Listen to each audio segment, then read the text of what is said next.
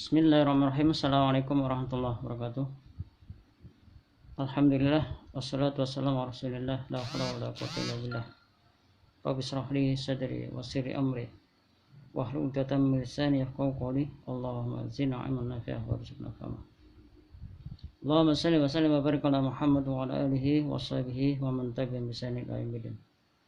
Subhanaka la ilma lana illa ma 'allamtana innaka antal alimul hakim. Alhamdulillah, segala puji bagi Allah. Mari kita aturkan rasa syukur kita atas segala limpahan nikmat dan karunia yang diberikan kepada kita. Alhamdulillah, hari ini kita masih diberikan kemampuan untuk bagaimana kita istiqomah. Dan kita berharap semoga apapun yang kita kerjakan, kita senantiasa bersandar mengharapkan ridha Allah. Dan kita berharap semoga apapun yang kita pelajari bisa memberikan manfaat, sebagaimana doa yang pernah diajarkan Nabi Muhammad SAW. Allahumma anfa'na bima 'allamtana wa 'allimna ma yanfa'una wa zidna ilma.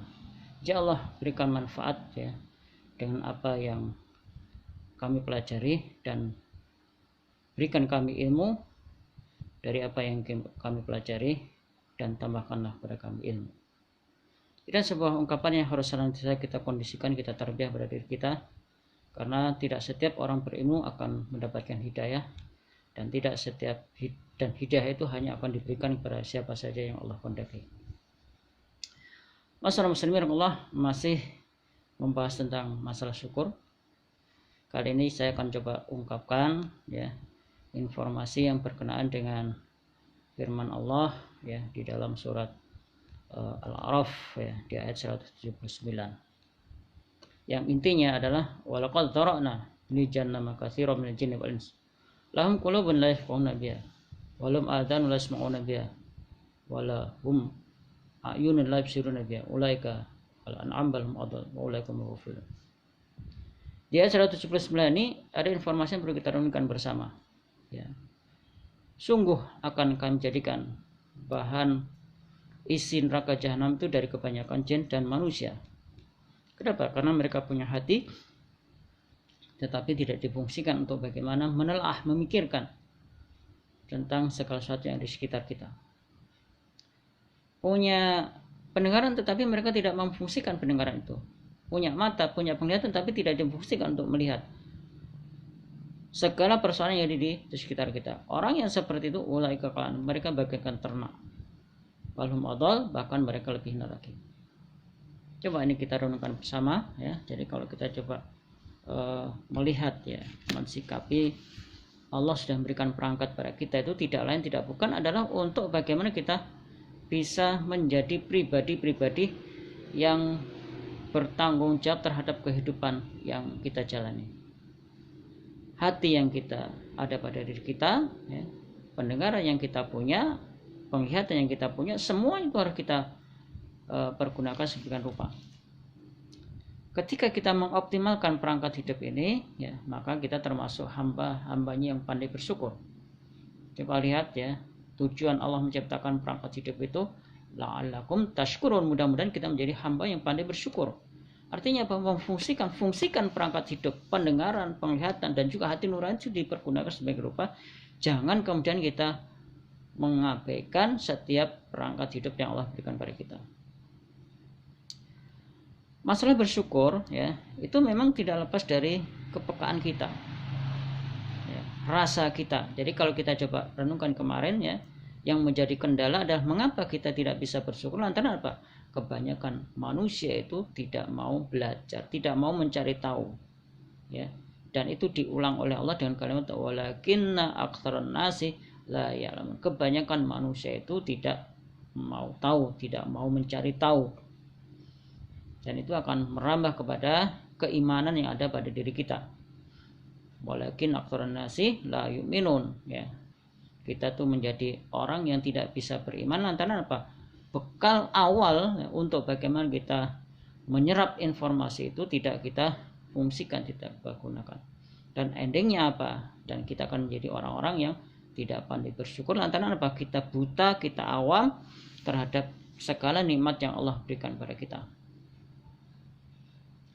Pada itu masyarakat muslimin Allah, anak-anak sekalian, ayo kita coba mengkondisikan, mentarbiah diri kita. Kita jalani hidup itu dengan pemahaman yang benar. Ya, jadi kalau kita diberikan pendengaran, penglihatan, hati nurani, itu ya harus coba kita fungsikan sebagai rupa. Ya. Karena itu adalah menjadi bencana bagi kita, ya, menjadi bencana bagi kita, musibah bagi kita itu adalah ketika kita mengabaikan segala macam pemberian Allah yang berikan kepada kita. Padahal Allah sudah menyatakan bahwa Allah itu apapun yang diberikan Allah itu adalah sesuatu yang harus kita syukuri dengan sebenar-benarnya. Lantaran apa? Setiap pemberian Allah itu adalah luar biasa. Tidak ada nikmat yang Allah berikan pada itu tanpa kondisi yang seperti sebutnya tadi menjadi sesuatu yang luar biasa. Coba kita lihat ya, hari ini adalah kita sebenarnya diberikan nikmat yang luar biasa, yang paling sempurna nikmat itu ya ini adalah nikmat yang berupa Al-Quran. Coba kalau kita lihat, renungkan kembali bahwa Allah sudah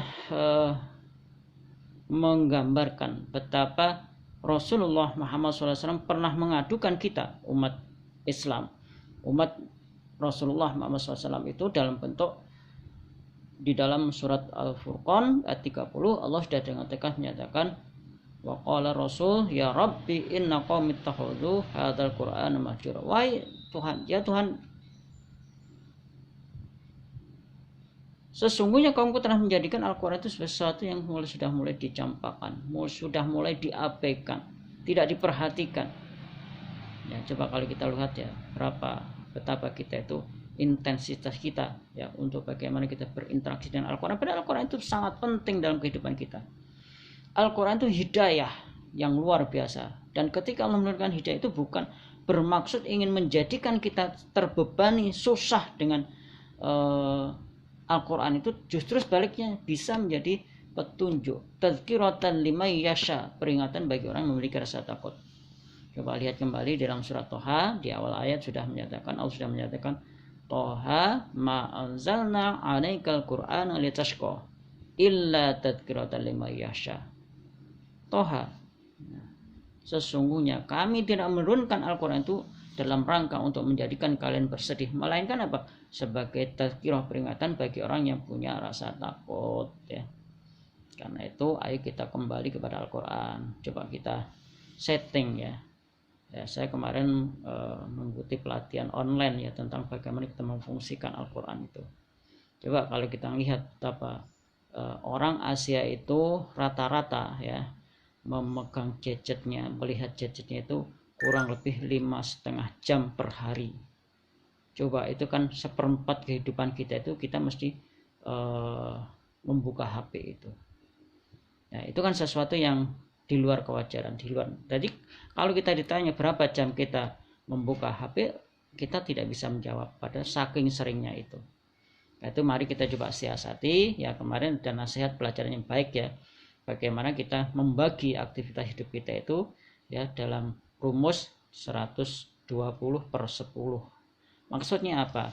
Setiap 2 jam sekali maka kita perlu membaca Al-Quran sebanyak 10 menit. Hanya 10 menit saja dari 120 menit yang disediakan untuk kita. Dari 24 jam itu ayo kita coba tasarufkan, kita belanjakan 10 sehingga dalam rentang sehari itu kita sudah mengulang berkali-kali itu, insya Allah kita akan bisa menghafal itu. Dengan cara bagaimana? Coba kita kondisikan. Kita mulai dari pukul 6 ya. Pukul 6 ya kita saatnya membaca Al-Quran itu 10 menit saja. Kapanpun dimanapun kita berada, mari kita coba membaca Al-Quran itu 10 menit saja. Dalam segala situasi ayo kita kondisikan. Jadi kita kondisikan 10 menit itu kita coba manfaatkan. Kita baca mulai dari surat Al-Fatihah sampai nanti dapat berapa lembar, berapa halaman dapatnya itu, berapa lembar lah ya. Jadi kalau kita 10 nanti misalkan dapat 5, ya berarti nanti belum tentu 10 berikutnya kita akan dapat 10, tidak, karena itu tidak bisa dijadikan sebagai ukuran, melainkan setelah kita mengaplikasikan, mengamalkannya. Jadi nanti pada pukul 6 ya 10 menit, kemudian pukul 8 10 menit, pukul 10 menit, demikian seterusnya sampai. Dan nanti saat kita istirahat ya kita istirahat. Itu ada cara yang ditawarkan ya, bagaimana kita mengikuti metode kita hafal Al-Quran dengan cara sederhana ya, karena memang untuk bisa menghafal Al-Quran itu minimal kita harus mengulang bacaan itu ya, mulai dari Al-Fatihah sampai An-Nas itu paling tidak 300 kali ya.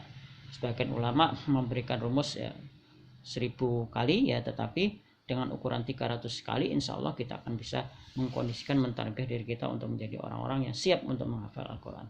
Semoga dengan sikap kita ini paling tidak ada perubahan mindset kita. Kita fungsikan perangkat hidup kita dan jangan kita biarkan demikian rupa sehingga kita lalai dan abai dan kita tidak bisa memfungsikan perangkat hidup yang Allah berikan kepada kita. Semoga Allah menjadikan kita orang yang pandai bersyukur dan semoga kita dimasukkan ke dalam hamba-hambanya orang-orang yang ahli bersyukur.